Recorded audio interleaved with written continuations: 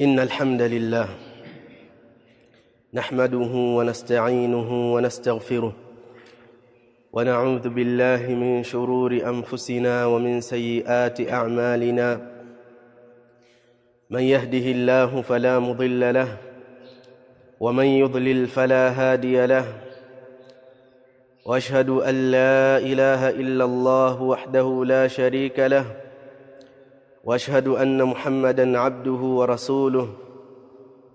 يا أيها الذين آمنوا اتقوا الله حق تقاته ولا تموتن إلا وأنتم مسلمون. يا أيها الناس اتقوا ربكم الذي خلقكم من نفس واحدة وخلق منها زوجها وبث منهما رجالا كثيرا ونساء، واتقوا الله الذي تساءلون به والأرحام إن الله كان عليكم رقيبا. يا أيها الذين آمنوا اتقوا الله وقولوا قولا سديدا يصلح لكم أعمالكم ويغفر لكم ذنوبكم، ومن يطع الله ورسوله فقد فاز فوزا عظيما. أما بعد، فإن أصدق الحديث كتاب الله، وخير الهدي هدي محمد صلى الله عليه وسلم، وشر الأمور محدثاتها، وكل محدثة بدعة، وكل بدعة ضلالة، وكل ضلالة في النار. اللهم إنا نعوذ بك من النار. يقول الله سبحانه وتعالى: والعصر إن الإنسان لفي خسر إلا الذين آمنوا وعملوا الصالحات وتواصوا بالحق وتواصوا بالصبر. Enyi waja wa Allah, hakika wakati wa mwanadamu ni kitu chenye thamani kubwa mno. Mwanadamu anatakiwa auchunge na kuulinda na kuhifadhi wakati wake.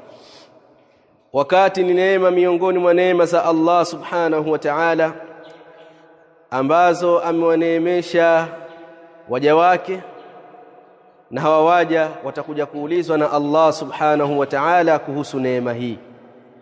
Hivyo ni wajibu kwa kila mwanadamu kuutumia vizuri wakati wake katika kufanya yale yanayomridhisha Mola wake.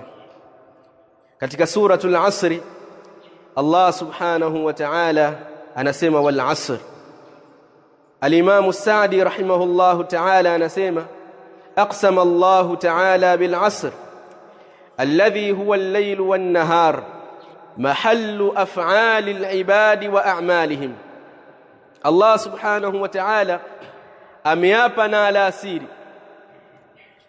Na al-asri hapa wako waliosema kuwa ni al-asr kuwa ni wakati wa alasiri, na wapo waliosema kwamba ni mutlaqu zaman, ni zama kwa ujumla.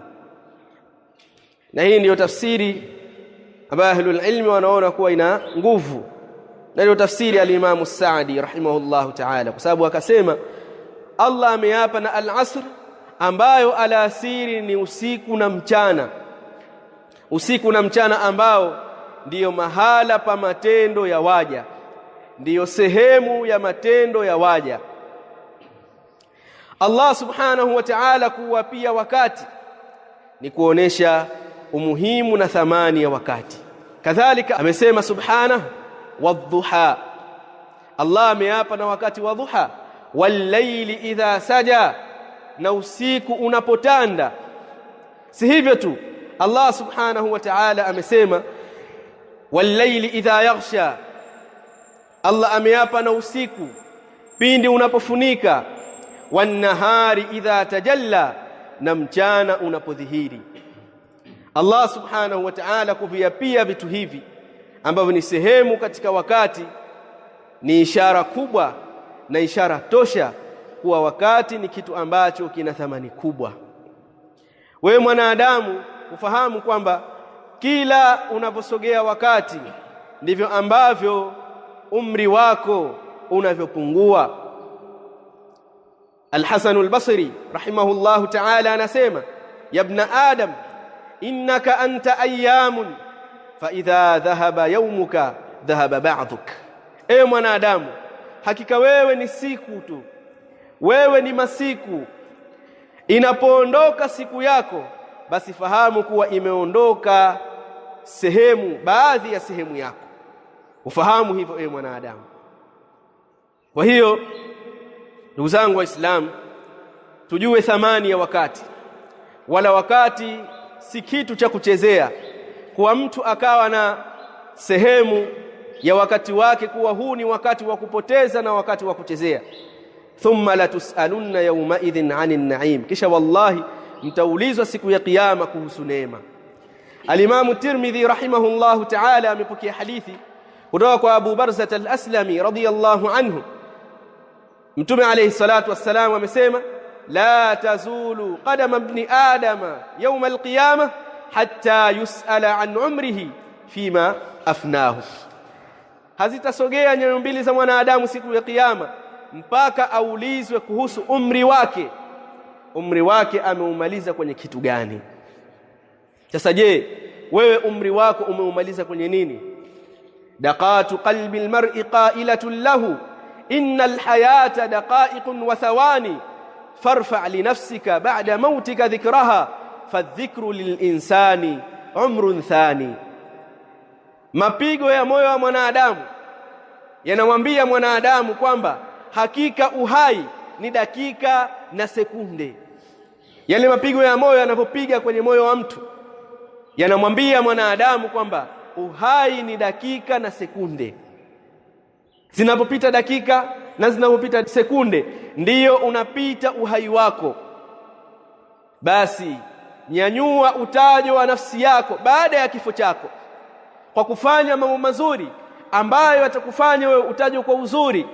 Sio unaondoka katika ulimwengu huu halafu ukawa ni mtu wa kutajwa vibaya, kwa sababu utajo kwa mwanadamu ni umri wa pili. Mtu atatajwa tena baada ya kufa kwake kutokana na yale ambayo aliyokuwa akiyafanya. Kwa hivyo tutumie nyakati zetu kuyafanya mambo mazuri yanayomridhisha Mola wetu Subhanahu wa Ta'ala, ili tuweze kutajwa kwa uzuri na kuombewa dua na watu kwa sababu ya yale mazuri na vile ambavyo tulivyoishi nao watu hawa. Aqulu ma tasma'un wa astaghfirullah. Alhamdulillahi ala ihsanihi والشكر له على توفيقه وامتنانه، وأشهد أن لا إله إلا الله وحده لا شريك له تعظيما لشأنه، وأشهد أن محمدا عبده ورسوله الهادي إلى رضوانه صلى الله عليه وعلى آله وأصحابه وإخوانه. Ndugu zangu Waislamu, leo hii kuna mambo mengi ambayo yamewashughulisha watu, yanawapelekea wao kupoteza nyakati zao. Mfano, watu wengi wanapoteza wakati wao kwa kutumia simu zao. Simu zinapoteza muda wa watu wengi sana. Hatuna nafasi ya kusoma kitabu cha Allah Subhanahu wa Ta'ala. Hatuna nafasi ya kukaa kuisoma na kujifunza dini yetu. Hatuna nafasi ya kukaa kumdhukuru Allah Subhanahu wa Ta'ala. Lakini tuna nafasi ya kuperuzi kwenye mitandao. Kuna watu simu zao ni kama pumzi zao, yaani mtu hawezi kuishi bila ya simu. Muda wote simu yake iko mkononi. Akikaa baada ya sekunde mbili anatoa simu mfukoni, mara ataingia mtandao huu, akitoka anaingia huku. Hakuna kheri yoyote ambayo anaipata kwenye hii mitandao, wala hakuna kheri yoyote ambayo anaipata kwenye simu yake. Wakati ni kitu chenye thamani kubwa sana, na Allah Subhanahu wa Ta'ala atatuuliza kuhusu wakati.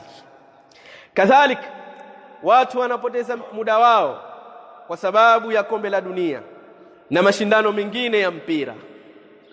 Watu wanapoteza muda wao wakitizama mpira, wanapoteza muda wao wakijadili kuhusu mpira na wakibishana na wakitoleana maneno kuhusu mpira ambao ni kamari. Yani watu wanapoteza muda wao kwa ajili ya kamari. Hivi hamjui kuwa Allah Subhanahu wa Ta'ala atakuulizeni nyinyi kuhusiana na wakati wenu? Allah Subhanahu wa Ta'ala atawahesabu nyinyi kutokana na matendo yenu mnayoyafanya. Hivi hamlijui hilo? Kama hamjui, basi mfahamu kuwa Allah Subhanahu wa Ta'ala atakuulizeni na hamtakuwa na majibu ya sawa, majibu ya maana ya kumjibu Allah subhanahu wa ta'ala, kwa sababu nyakati zenu mnazimaliza kwenye upuuzi na kwenye haramu. Thumma latus'alunna yawmaidhin 'anil na'im. Mtume alayhi salatu wassalam alimuhusia kijana mmoja kama ilivyokuja kwenye hadithi ya Ibn Abbas radhiyallahu anhuma, alimuhusia akamwambia igtanim khamsan qabla khamsin, tumia vizuri mambo matano kabla ya mambo matano. Katika hayo Mtume alayhi salatu wassalam alimwambia huyu kijana atumie vizuri mambo haya, akamwambia alayhi salatu wassalam wa faraghaka qabla shughlik, na faragha yako, wakati wako ukawa wewe una wakati hujashughulishwa, tumia vizuri huu wakati kabla ya kushughulishwa. Kuna watu wanatamani nyakati hizi tulizo nazo, wana mambo mengi, wanatamani lau kama wangekuwa na wakati wakafanya kheri, lakini wakati umewabana. Tena si maiti, ni watu walio hai. Na kuna wengine sasa wao umri wao ushamalizika, tayari washakufa, wao makaburini, wanatamani lau kama Allah subhanahu wa ta'ala angewapa wakati mwingine akawarejesha duniani wakayafanya mambo ya kheri mbalimbali ambayo yatakayokuwa ni sababu ya kufaulu mbele ya Allah subhanahu wa ta'ala. Makafiri siku ya kiyama watamuomba Allah subhanahu wa ta'ala, rabbana akhrijna na'mal salihan ghayra alladhi kunna na'mal, ewe Allah, ewe Mola wetu tutoe sisi tufanye amali njema kinyume na zile ambazo tulizokuwa tukizifanya. Allah atawauliza, awalam nu'ammirkum ma yatadhakkaru fihi man tadhakkara wajaakumun nadhir, hivi nyinyi hatukupeni umri ambao anakumbuka ndani yake mwenye kukumbuka na akakujilieni nyinyi mwonyaji?